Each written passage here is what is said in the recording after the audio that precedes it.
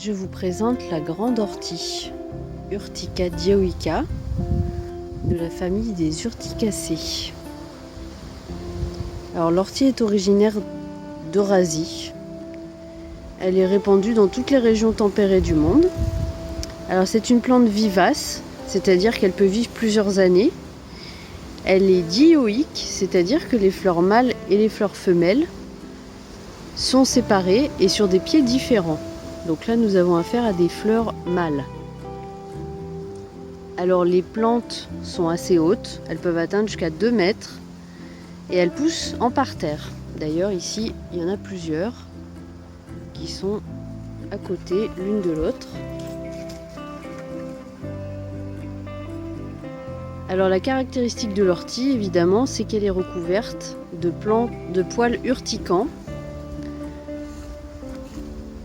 Donc ces poils, ils ont une extrémité, une pointe de silice qui permet de pénétrer la peau des animaux qui s'en approchent trop. Alors les poils sont très fragiles, ils vont casser très facilement en libérant du liquide urticant, donc à l'intérieur de la peau. C'est ce qui va donner des démangeaisons. La tige de la grande ortie est un peu carrée. Et elle est sillonnée en fait de petits sillons. Elle est très robuste et dressée, elle est fibreuse, on s'en sert d'ailleurs pour le textile. Les feuilles sont opposées, décussées, donc opposées ça veut dire qu'elles sont opposées l'une de l'autre sur la tige.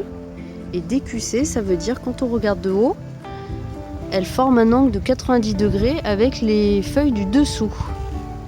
Voilà. Alors les fleurs femelles donc, sont dotées d'un pistil avec un ovaire contenant un ovule et c'est plutôt des grappes tombantes. Donc ça là ici nous avons affaire à des fleurs mâles comme j'ai dit tout à l'heure et ici nous avons les fleurs femelles.